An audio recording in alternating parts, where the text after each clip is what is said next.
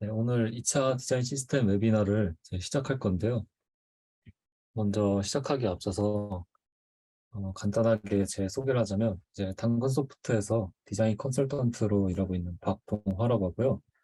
여러 이제 뭐 디자인 프로젝트도 진행했었고 지금은 디자인 툴 컨설팅과 교육을 진행하고 있습니다. 네, 이제 오늘은 피그마를 통해서 정적 디자인을 전달하는 방법과 디자인 시스템 구축, 개발자와의 핸드오프 등 다양한 기능을 소개해 드리도록 하겠습니다. 네. 먼저 이번 웨비나는 피그마 파일 내에서 이제 여러 기능을 설명해드리고 이제 직접 사용하면서 나중에 실무에 적용하실 수 있도록 진행해 보겠습니다.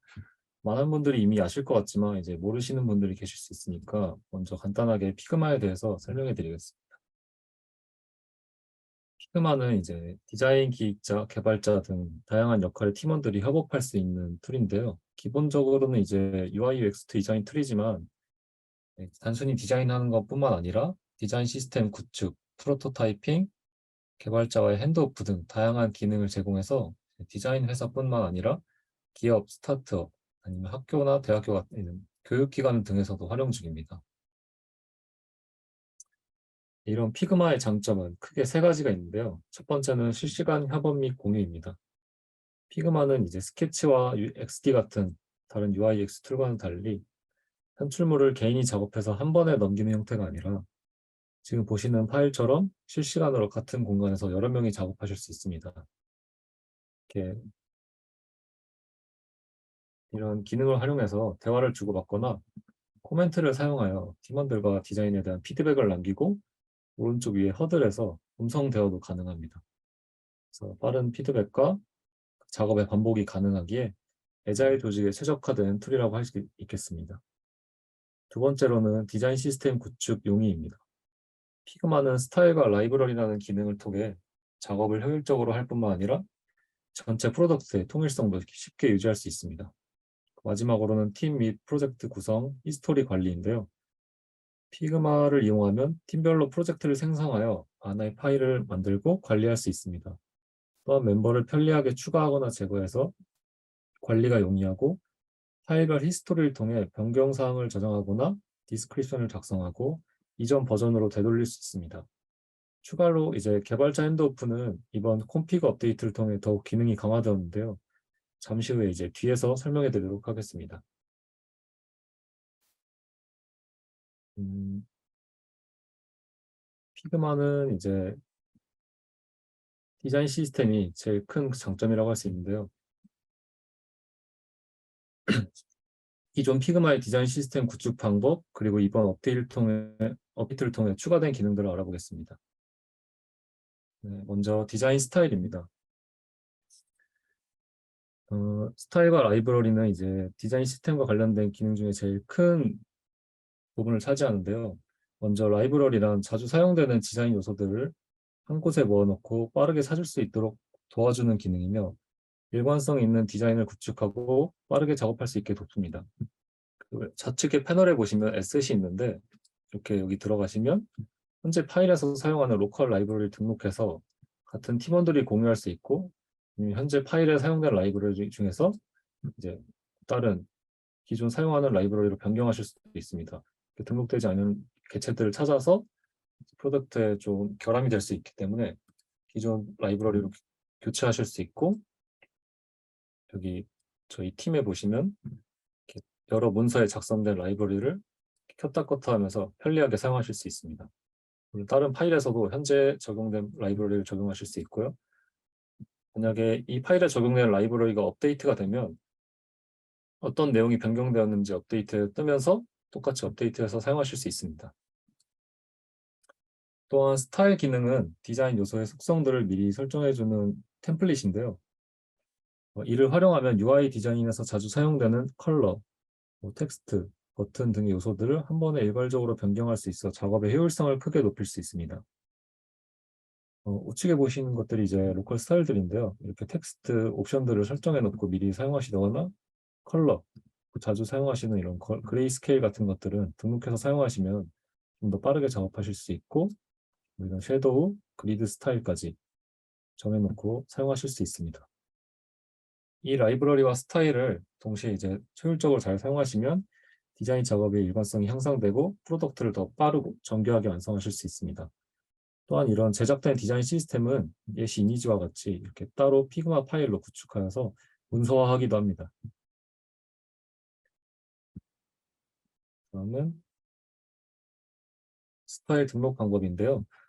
스타일은 아까 보여드렸듯이 우측 패널에서 이렇게 플러스를 눌러서 텍스트, 컬러, 이펙트, 그리드 이 네 가지를 등록해서 사용하실 수도 있고 아니면 현재 사용되어 있는 이 텍스트들을 눌러가지고 그대로 옵션이 적용되게 이 플러스 버튼을 눌러서 사용하실 수도 있습니다. 눌러서 이름만 이제 설정해서 작성해 주시면은 이 우측에 스타일에 저장이 됩니다.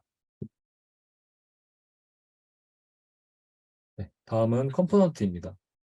이제 스타일이 컬러, 텍스트와 같은 디자인의 기본 구성 요소를 등록하는 거였다면 컴포넌트는 화면에서 반복해서 쓰이는 요소들을 컴포넌트로 제작하여 사용하는데요. 어떠한 개체를 컴포넌트화하면은 서비스를 확장해도 빠르게 구축이 가능하고 다수의 인원 또는 신규 인력이 팀에 유입됐을 때도 빠르게 합류해서 통일성 있는 작업이 가능해집니다. 이러한 컴포넌트는 이제 마스터, 인스턴스라는 개념이 있는데요. 간단하게 설명하면 어떠한 개체를 컴포넌트화하면 이렇게 마스터 컴포넌트가 생성됩니다. 이 마스터를 오른쪽에 이렇게 복제해서 붙여넣어서 사용하게 되면은 이 개념들을 이제 인스턴스라고 합니다. 인스턴스는 보시는 것과 같이 마스터를 컬러를 변경하거나 이렇게 안에 텍스트를 변경해도 동일하게 따라가게 됩니다. 보시는 것 같이 이렇게 동일하게 변경되기 때문에 후에 프로덕트가 크고 수정 작업이 있더라도 편리하게 유지 보수가 가능해집니다. 다음은 프로퍼티라는 개념입니다. 직역하면 자산인데요. 하나의 마스터에 여러 가지 상태를 추가하여서 쓰임에 맞게 변경하여 사용할 수 있습니다. 제가 일단 먼저 예시를 만들어 놨는데 버튼의 사용 예시들을 이제 상태값 중에 뭐 평소 enable이랑 눌렀을 때 pressed, 사용 불가할 때 disabled 값들 추가해 넣어서 이 버튼을 인스턴스를 뽑아서 사용하시게 되면 우측 패널에서 상태값을 편리하게 선택하여서 사용하실 수 있습니다.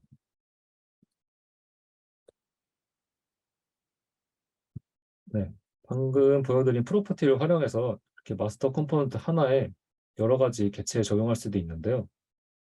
보신 것 같이 프로필 UI를 간단하게 만들어놨는데 앞에 예시는 텍스트, 불리언, 인스턴스 이 세 가지 프로퍼티를 활용해서 제작한 겁니다. 첫 번째로 텍스트 프로퍼티는 이 UI 요소에 있는 텍스트에 적용할 수 있는데요. 우측에서 편리하게 이렇게 이름을 적용해서 변경하실 수 있습니다. 두 번째로는 불리언 프로퍼티인데요. 우측으로 이제 좌측에 이 레이어를 보통 이 눈알 모양의 비저빌리티 아이콘을 클릭해서 껐다 켜게 됐는데 이 프로퍼티 기능을 사용하시면 자동으로 추가가 되어서 우측에 이 토글 버튼을 통해서 편리하게 없앴다가 다시 생성했다가 사용하실 수 있습니다. 그 마지막으로 인스턴스 수압은 내부의 개체를 선택해서 변경하는 작업을 우측 패널에서 편리하게 할 수 있게끔 합니다. 원래는 이제 프로퍼티를 등록하지 않았다면 이 아이콘을 선택해서 라이브러리에 있는 것들을 찾아서 사용해야 되지만 우측에 이렇게 프로퍼티를 생성해서 자주 사용하는 아이콘들을 등록해 놓거나 지금 UI는 제가 프로필 UI를 만들어 놨기 때문에 유저 관련 아이콘들을 제가 등록해 놨는데요. 이제 따로 등록해 놓지 않으면은 여기서 이제 뭐 아이콘들을 검색해서 찾아서 사용하시려는 아이콘을 선택해서 쓰실 수 있습니다. 네, 다음으로는 이제 말씀드린 마스터 컴포넌트와 이제 프로퍼티 개념들을 활용해서 웹 디자인에 이제 적용한 예시인데요. 보시면 이제 카드 UI도 있고 상단에 탭도 있고 필터 값, 뭐 로고 이런 거에 이제 다양하게 마스터 컴포넌트를 적용해서 프로퍼티도 넣고 했는데요. 이렇게 간단하게 사이즈를 조절하거나 이렇게 필터 하나의 요소를 적용해서 바꾼다거나 아까 말씀드렸던 토글 버튼을 통해서 간단하게 껐다 켰다 하시고 로고도 크기로 변경하실 수 있습니다.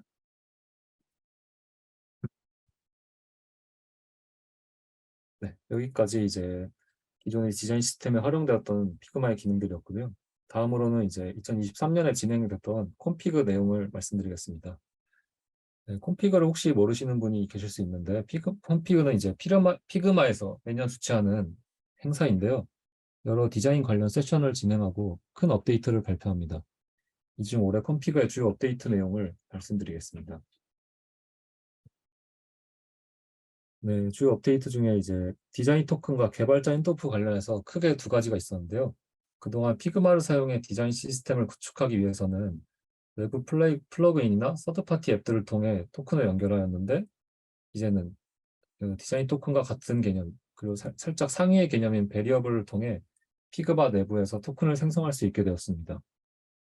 또한 기존의 뷰 권한으로만 디자인을 확인했던 개발자분들 위해 데브 모드, 즉 개발자 모드가 추가되었습니다. 이 중 먼저 베리어블에 대해서 알아보겠습니다. 네, 디자인 토큰에 대한 니즈는 이제 이전부터 있었는데요. 이제 피그마에서는 베리어블이라는 기능으로 디자인 토큰을 사용하실 수 있습니다. 하단에는 시각적 요소의 기본값이 되는 컬러의 헥사 코드나 픽셀 값들이 있습니다. 이 중 자주 사용하는 값들을 지정해서 글로벌 토큰이라고도 하는 피그마 내부에서 아까 설명드린 스타일이라는 기능으로 컬러를 지정을 합니다. 스타일은 상위 토큰 개념인 베리어블로 등록하실 수 있습니다. 물론 스타일이 아닌 이 헥사 코드를 바로 베리어블로 등록하는 것도 가능합니다. 또한 기존의 스타일로 사용하고 계시는 분들도 계실 텐데요. 이 피그마에 미리 등록해 놓은 스타일들을 여기 피그마 내부 플러그인에서 바로 베리어블로 쉽게 전환하실 수도 있습니다.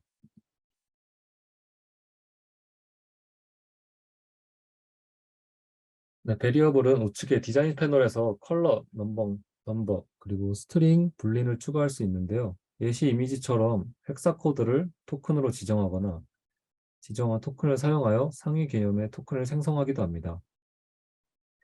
보시면 이제 하위 개념인 컬러 바이올렛 토큰들을 상위 좀 더 세부 컴포넌트에 사용되는 베리어블인 이제 버튼, 백그라운드, 아웃라인, 레이블마다 이제 컬러를 지정해 놨는데요. 이렇게 디자인 토큰을 활용해서 컬러 값을 지정해 놓으시면 어떠한 컴포넌트를 하나를 수정해 놨을 때 단순히 컬러 바이올렛으로 설정해 놓으시면 하나하나 버튼을 눌러서 수정하셔야 되지만 이렇게 토큰화해서 세부 요소마다 넣어 놓으시면 이렇게 간단하게 베리어블 하나만 변경해서 그 요소들을 바꾸실 수 있습니다.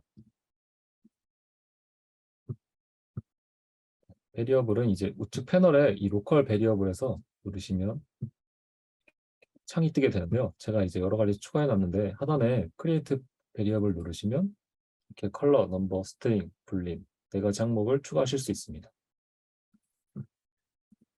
추가하신 건 이제 이 컬렉션에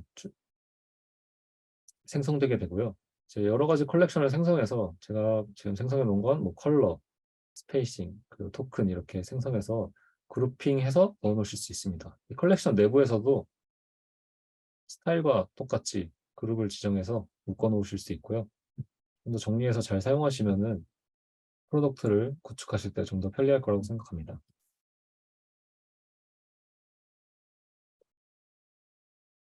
네, 이렇게 생성된 베리어블들은 각각의 스코핑 옵션을 가지고 있습니다.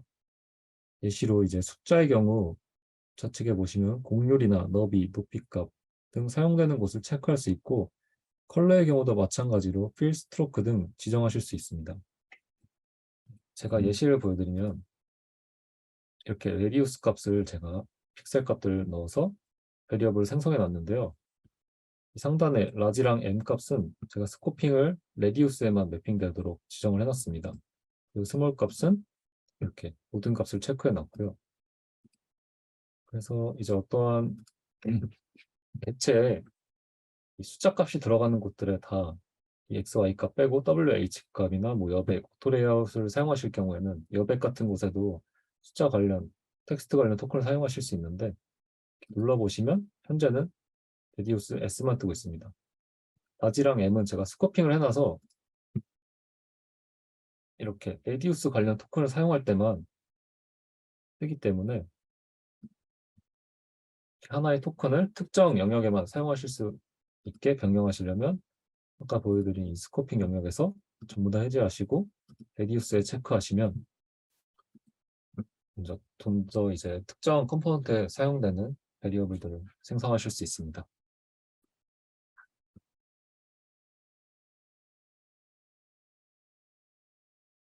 네, 좀 더 세세하게 설명드리면 이제 컬러 베리어블들은 사용된 이런 컬러들을 만약에 이게 적용이 되어 있지 않다고 하면은 스타일 아이콘을 클릭해서 여기 생성된 것들을 등록하거나 아니면 여기서 추가해서 사용하실 수 있고요. 불린을 적용하려면 이제 레이어에 이 비저빌리티 아이콘을 우클릭해서 사용하실 수 있습니다. 그리고 아까 보여드린 뭐 레디우스나 텍스트 숫자 관련 베리어블들은 뭐 아까 보여드린 숫자 필드에 마우스를 호버하시면 우측에 토큰 아이콘이 뜨는데 이런 것들을 클릭하셔서 사용하실 수 있습니다.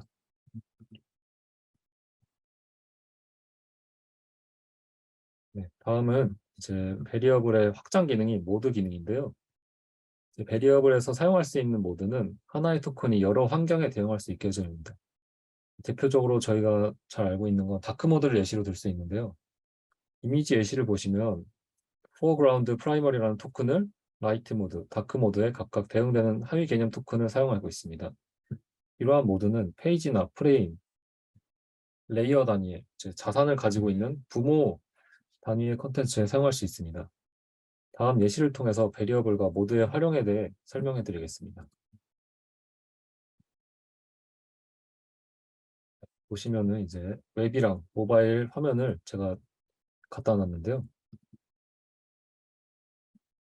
보시면 웹 텍스트 100, 서페이스 프라이머리라고 해서 토큰 값을 생성해 놨는데 제가 미리 이제 라이트랑 다크라는 모드를 추가해서 이 플러스 버튼을 눌러서 모드를 추가해 놨습니다. 그리고 각각 대응되는 토큰 값, 하위 개념 토큰 값을 적용해 놨는데요.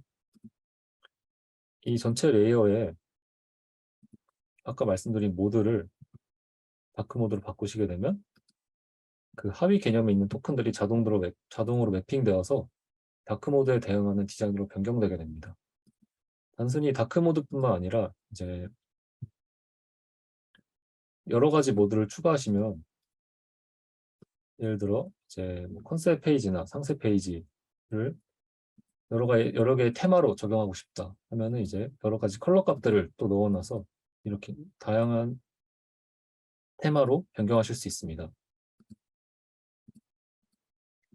이러한 모드는 방금 제가 이전에 설명드렸듯이 이런 페이지 단위나 프레임 단위 아니면 전체 이 페이지 자체에 토큰을 적용하여서 이 페이지 전체에 있는 디자인을 다크 모드로 변경하실 수도 있습니다. 방금은 이제 전체적인 예시들을 보여드렸는데요. 이런 이제 베리어블을 활용한 기능들을 UI를 통해 보여드리려면 좀 더 다양하게 이제 모드를 생성해 놨을 시에는 이런 식으로 스페이싱에 적용해 놔서 UI의 크기를 이렇게 확장시켜서 변경한다거나 아니면 방금 말씀드린 테마를 이렇게 다크 모드로 변경한다거나 텍스트 베리어블을 이용해서 글로벌 모드를 이런 식으로 대응하실 수도 있습니다. 텍스트를 미리 입력해 놓은 값들을 외국어로 번역해서 지정해 놓으면은 이런 식으로 모드를 변경했을 때 자동으로 변경되게 됩니다. 마찬가지로 이 프레임도 다크 모드를 걸어놨기 때문에 이 내부 소스를 안에 프레임으로 넣어놨을 때 자동으로 그 베리어블이 그 모드 값에 대응되게 되면서 이렇게 다크 모드를 적용하실 수 있습니다. 그래서 방금 말씀드린 여러 가지 기능을 종합해서 사용해 보면은 이 하나의 개체를 여러 가지 모드가 적용되어 있는 프레임 안에 이렇게 넣을 때마다 한국어로 이렇게 변경된다거나 패딩 값이 변경되거나 아니면 언어와 패딩 값 모두 두 가지를 모두 적용시켜서 이런 식으로 패딩과 언어가 동시에 변경되거나 하는 기능을 추가할 수 있습니다.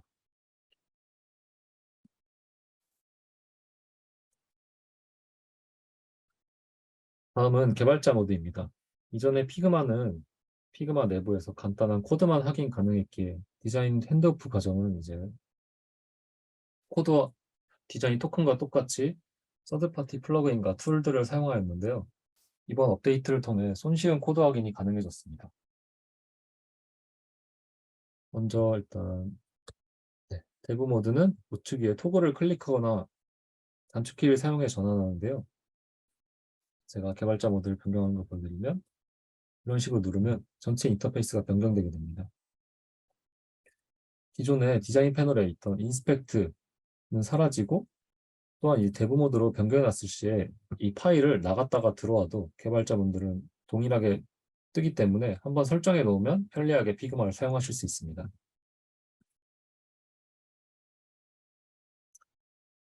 네, 다음은 이제 인터페이스 소개해 드릴 건데요. 대부 모드에서는 디자이너 모드와 달리 이제 개발자 친화적인 인터페이스로 변경됩니다.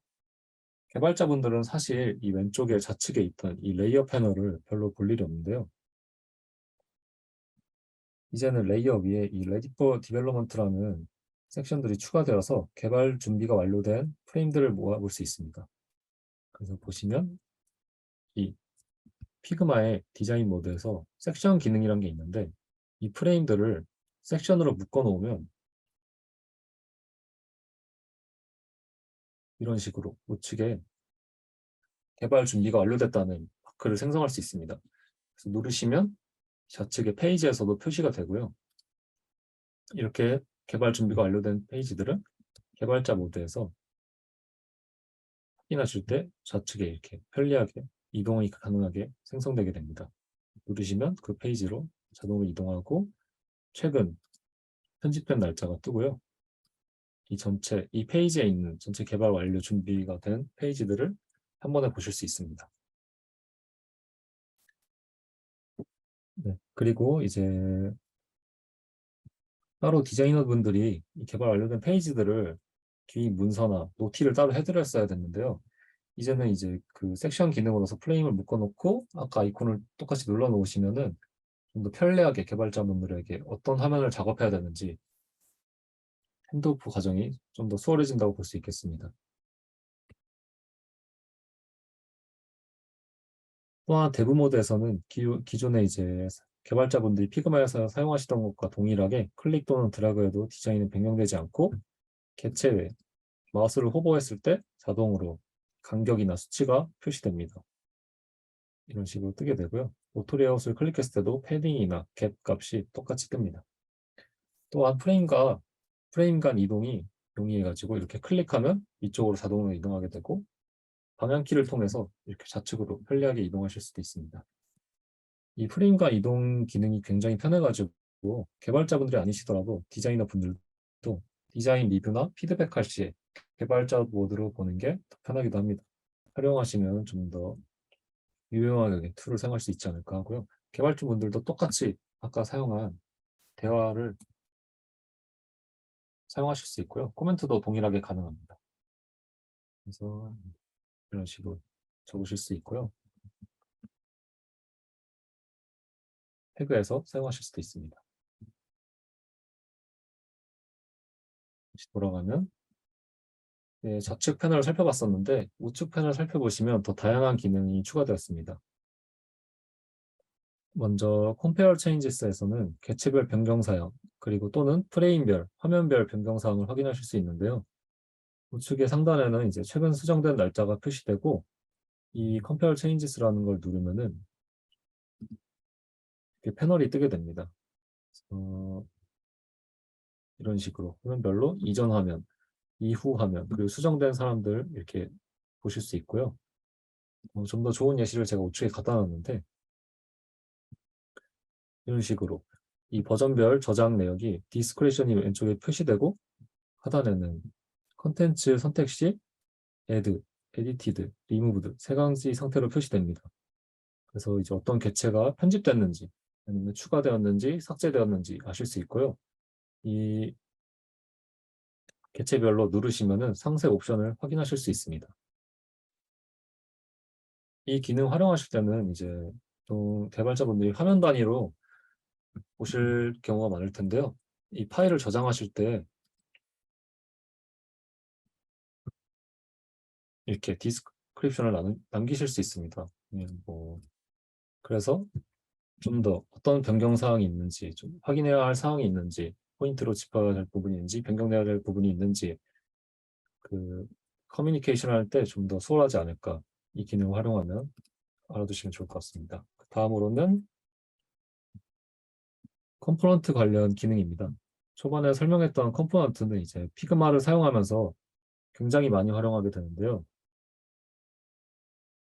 사실 개발자분들은 피그마 내에서 이제 컴포넌트 관련 디자인 문서를 찾아보기도 힘들고 긴 문서를 따로 펼쳐서 봐야 되거나 뷰 모드로 접속했기 때문에 이 컴포넌트를 변경하면서 다양한 프로퍼티를 확인하기가 힘듭니다. 이제 데브 모드에서 컴포넌트 선택 시에 우측 패널에 플레이그라운드에서 컴포넌트를 확인하실 수 있습니다. 이렇게 누르시면 적용되어 있는 다양한 프로퍼티를 확인해 보실 수 있고 변경해서 어떻게 사용되는지 알 수 있습니다. 기존 디자인을 변경하지 않고 별개의 공간에서 옵션별로 어떤 차이가 있는지 확인하기 때문에 좀 더 편리합니다. 또한 디자이너가 이 컴포넌트에 디스크립션을 작성하면 데브 모드에서 개발자가 확인이 가능합니다. 아까와 똑같이 이제 디자인 툴과 기획 문서를 왔다 갔다 할 필요 없이 바로 확인이 가능하고 예시와 같이 여러 가지가 있는 여러 가지 이 자산들이 있는 컴포넌트 세트 같은 경우에는 베리언트에 남긴 디스크립션도 표기됩니다. 혹시 이해가 잘 안 되실 수 있는데 짧게 설명드리자면 디자이너분들이 컴포넌트 세트를 만드시면 우측에서 이 자산 추가하는 것뿐만 아니라 여기 디스크립션을 남길 수 있습니다. 이 컴포넌트에 관련된 정책이나 어떻게 사용해야 하는지, 뭐 주의할 점이 있는지, 또는 이 컴포넌트 관련 문서 링크라든지 관련 리소스를 남길 수 있고요. 이 마스터뿐만 아니라 세세한 이 이제 내부 인스턴스 관련해서도 안에 추가로 디스크립션을 남길 수 있습니다.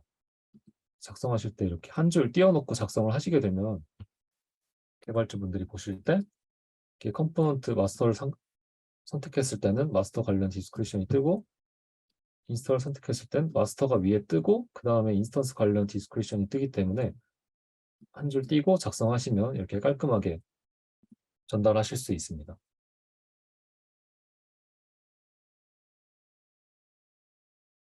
네, 다음은 데브 리소스입니다. 방금은 이제 컴포넌트 관련해서 말씀드렸는데 좀 더 세세하게 말씀드리면 이제 프레임이나 개체, 컴포넌트 관련 정책을 적은 이제 지라 문서 링크나 깃허브와 같은 개발 리소스 링크를 따로 연결하실 수 있습니다. 그래서 방금 말씀드린 이전 컴포넌트 디스크립션과 마찬가지로 마스터와 베리언트 링크 둘 다 작성이 가능하고요. 이렇게 보시면 우측 패널 보시면 데브 리소스라고 해서 플러스 누르시면 추가하실 수 있습니다. 추가하는 거에 따라서 이게 뭐 피그마 링크를 남기시면 피그마가 뜨고 지라 티켓이나 깃허브 저장소 링크를 남기시면 이렇게 자동으로 뜨게 됩니다. 마스터에 남기시면 하단에 뜨고 안에 있는 내부 컨텐츠를 클릭해서 남기시면 이 역순으로 아까 컴포넌트 역순으로 리소스가 뜨게 됩니다.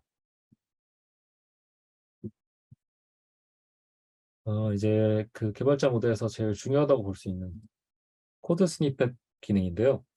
우측에서 캔버스에서 이제 개체를 선택했을 시 우측 패널에서 확인하실 수 있습니다. 코드 섹션은 관련 구성 개체의 세부 정보를 제공하고 옵션에서 설정한 언어를 기반으로 코드를 생성합니다. 언어 설정은 언어 드롭다운에서 이제 누르시면 웹 언어인 CSS, 애플은 스위트 UI, 안드로이드는 컴포즈를 선택해서 사용하실 수 있습니다.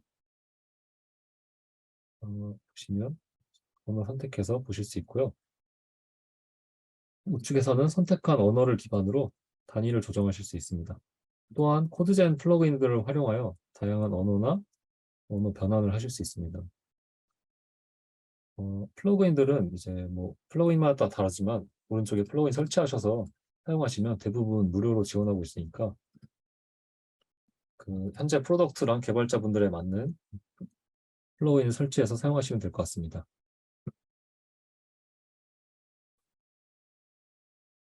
또한 텍스트를 제외한 개체들은 선택 시 크롬의 개발자 모드와 유사한 박스 모델이 레이아웃 및 스타일, 그리고 상세 수치 정보와 함께 표시됩니다.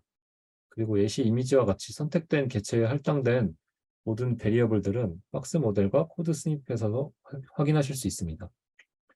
보시면 어떤 오토 레이아웃이나 콘텐츠를 잡았을 때 이 패딩 값에 그 숫자 관련 픽셀 값을 토큰화해서 적용시켜 놓았으면 이 토큰 값이 그대로 텍스트로 뜹니다.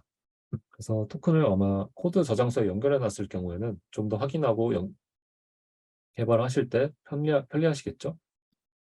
그래서 누르시면 이제 하단의 텍스트로는 이렇게 VAR 해가지고 베리어블 관련 토큰들이 적용된 걸 보실 수 있습니다. 또한 이제 코드 스니펫 관련 말고 프레임이나 콘텐츠를 잡으시면은 하단에 이 익스포트만 있었는데 이제 에셋이 추가되어 가지고 관련 사용된 에셋들을 파일 형태를 선택하셔서 쉽게 내려받으실 수 있습니다. 익스포트도 똑같이 이전과 같이 파일 형식 선택하셔가지고 배수 설정하시고 수출하실 수 있고요. 여러 개 선택해서 동시에 수출하실 수 있습니다.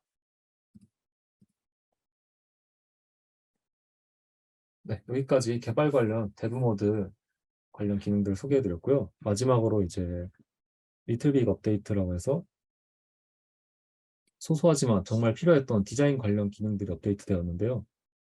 관련 기능들을 소개해드리겠습니다. 일단 디자인 모드로 변경하고 제일 첫 번째로 소개해드릴 거는 이제 폰트 미리 보기 기능인데요. 대부분 UI UX 디자인 특성상 작업 시작 시에 폰트를 정해놓고 프로덕트를 제작하기 때문에 개인적으로 크게 불편하진 않았는데 초기 디자인 단계에서 여러 폰트를 보거나 포인트로 한두 개씩 사용하는 이쁜 폰트를 선택할 때 좀 더 편리해졌습니다. 이런 식으로 다른 디자인 툴과 똑같이 폰트 클릭하시면 여러 가지 선택해서 적용하실 수 있고요. 네, 감사합니다. 초기 디자인 단계에서 아이데이션 할 때 사용하시면 좋을 것 같습니다. 그 다음에 이제 피그마 사용하시면 제일 많이 사용하게 되는 오토레이아웃 기능에 새로운 기능이 추가되었습니다. 오토레이아웃에는 이제 내부 요소를 정렬하는 기준인 버티컬과 호라이즌 두 가지가 있었는데요. 이 제일 오른쪽에 새로운 기능인 랩이 추가되었습니다. 지정해 놓은 일정 수치에 도달하거나 아니면 내부 콘텐츠를 더 이상 이 오토 레이아웃이 담을 수 없을 때 자동으로 개체를 줄바꿈해 주는데요. 예시를 제가 보여드리면 제가 여기 표시된 곳에 이 제 오토 레이아웃 값을 935로 설정해 놨기 때문에 이걸 복사해서 붙여넣게 되면은 자동으로 줄바꿈이 되어서 하단에 되게 됩니다. 그래서 계속 추가하게 되시면 자동으로 이 값에 다다랐을 때 하단에 무한히 생성되게 되고요. 이런 기능을 추가해서 좀 더 편리하게 제작할 수 있는 UI는 이제 쇼핑몰이나 카드나 상품 리스트 같은 UI들을 편리하게 제작할 수 있겠죠. 이전에는 이제 오토 레이아웃을 하나 만들고 이 세로형으로 중첩해서 제작해야 됐지만 하나의 기능으로 편리하게 제작하실 수 있게 됐습니다. 네, 다음 기능은 미니멈 맥시멈 설정입니다. W 또는 H 값의 미니멈, 맥시멈 수치를 정해서 적용할 수 있는데요. 반응형 웹이나 모바일 같은 경우에 브레이크 포인트를 설정하신다고 보시면 됩니다. 개체마다 W 값에 미니멈, 맥시멈 값을 설정해서 이 수치에 지정해 놓은 수치에 도달했을 때 더 이상 늘어나거나 줄어들지 않게 설정하실 수 있습니다. 그래서 반응형 UI를 만약 만드시게 되면은 안에 필 값으로 지정을 해놓고 보통 밖에 픽스로 설정해서 느리거나 줄여서 사용하게 되는데요. 과도하게 줄였을 시에 이렇게 UI가 깨지는 현상이 발생하게 되는데 이걸 이제 미연에 방지하기 위해 내부 콘텐츠나 오토 레이아웃에 미니멈, 맥시멈 값을 적용해서 이런 식으로 지정을 해놓고 어떤 값이 제일 최적화됐는지 정해서 입력해 놓으시면 줄이거나 늘릴 때 편리하게 사용하실 수 있습니다. 네, 다음은 앞서 말한 두 가지 기능을 활용하여 제작할 수 있는 반응형 UI인데요. 이런 식으로 지금 이제 앨범 커버와 앨범 관련 컨텍스트가 들어가 있죠. 가로형으로 돼 있지만 일정 수치를 이렇게 줄여가지고 닫아놨을 때 줄이시면 세로형으로 바뀌게 됩니다. 그래서 하나의 UI를 이렇게 여러 가지 기능을 조합해서 적용시켜 놓으면 뭐 다양한 화면을 작업하실 때 하나만 가지고도 느리거나 줄리거나 편리하게 수치만 조정해서 제작을 하실 수 있겠습니다. 이 기능이 말로만 들으면 사실 잘 이해가 되지 않아서 방금 말씀드린 UI를 마지막으로 만들어보고 어떤 식으로 작동이 되는 건지 설명해 드리고 이번 웨비나 마치도록 하겠습니다.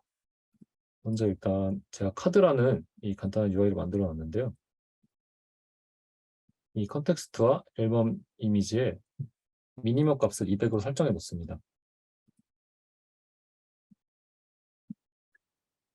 일단 200으로 설정해 놓는 이유는 뭐 프로덕트에 따라 다를 수 있겠지만 앨범 커버가 최대한 줄어들었을 때 정사각형이 맥시멈으로 줄어들 수 있는 형태라고 생각했고 이게 200으로 설정해 놨기 때문에 텍스트도 같이 줄어들 때 같은 값으로 줄어들게 200으로 같이 설정해 줍니다. 그러면 이제 필값이긴 하지만 겉의 외부 값이 줄어들거나 변경할 때 200 밑으로 더 작아지지 않겠죠. 그리고 최상위 프레임인 카드를 선택하고 똑같이 미니멈 값을 적용해 주는데요. 이번에 미니멈 값은 이제 248로 설정해 놨는데 내부 콘텐츠가 200으로 설정해 놓고 좌우 패딩 값이 제가 이제 24로 해놨기 때문에 그 총 합인 248로 설정해 놨습니다. 그리고 맥스 값은 최대한 늘어났을 때 이 이상 늘어나면 UI가 깨지지 않겠다 하는 설정 한해서 630 픽셀로 설정해 놨고요. 여기서 미니멈, 맥시멈 둘 다 설정하실 수 있습니다. 설정해 놓은 값을 지우실 때는 이 리무브 누르시면 되고요. 설정해 놓은 이 오토 레이아웃을 마지막으로 이 랩 값을 눌러서 변경해 주시면 됩니다. 그러면 이제 이 값을 늘렸을 때 이렇게 474가 됐을 때 딱 가로형으로 변경되게 됩니다. 늘리시면 이 630 더 이상 늘어나지 않고요. 더 줄이면 다시 세로형으로 변경되게 됩니다. 이 원리를 제가 잠깐 설명드리면 역순으로 한번 설명해 보겠습니다. 가로형에서 설명해 드리면 정렬 옵션을 랩으로 설정해 놨을 때 이제 랩의 특성이 이제 내부 컨텐츠를 더 이상 담을 수 없을 때 줄바꿈을 시킵니다. 현재 내부의 앨범 커버 이미지와 하단의 설명 영역을 필값으로 설정해 놨기 때문에 이렇게 오토 레이아웃을 줄일 때 같이 줄어듭니다. 하지만 내부에 아까 이제 미니멈 값을 200으로 설정해 놨죠. 그래서 이 474에 도달했을 때 더 이상 줄어들지 않는데요. 그렇기에 이제 양쪽 패딩 값과 중간 갭 그리고 컨텐츠 길이 200, 200을 합친 474 이하가 됐을 경우에 더 이상 줄어들지 않기 때문에 줄바꿈을 해서 이 오토 레이아웃이 밑으로 내리게 되는 겁니다. 반대의 경우도 뭐 똑같이 늘렸을 때 200, 200을 늘렸을 때 200, 200 값을 합친 그 474 값을 충족하게 되니까 다시 이 컨텐츠를 위로 올려서 가로 형태로 변경되는 것이고요. 네, 이런 식으로 반응형 UI를 구성해서 좀 더 이제 이거를 중첩 하시면 웹 사이즈, 이 디바이스 사이즈를 프레임을 설정해 놓으면 그거에 따라 변경되는 UI들을 사용하실 수 있겠죠. 네, 이상으로 피그마에 대한 기본적인 기능과 콘피그 업데이트 내용을 간단히 소개해 드렸습니다. 피그마를 사용해서 이런 디자인 작업을 할 때 기능들을 참고하시면 효율적인 작업이 가능하실 거라고 생각합니다. 제가 이번에 웨비나가 좀 짧기도 하고 빠르게 말씀드린 부분이 있어서 이해가 안 되실 수 있는데 뭐 질문사항 같은 거 채팅으로 남겨주시면 제가 몇 개 골라서 답변해 드리도록 하겠습니다. 그리고 질문이나 뭐 문의사항 있으시면 남기실 동안 여기 QR코드 스캔해서 설문조사 참여해 주시면은 매주 3명 추첨해서 상품 드리니까 얼마 걸리지 않으니까 참여해 주시면 감사하겠습니다. 관련 컨설팅이나 교육도 진행하고 있으니까요. 제가 이거 이메일이나 번호 채팅창에 남겨놓을 테니까 문의하실 내용 있으시면 메일로 주시면 감사드리겠습니다.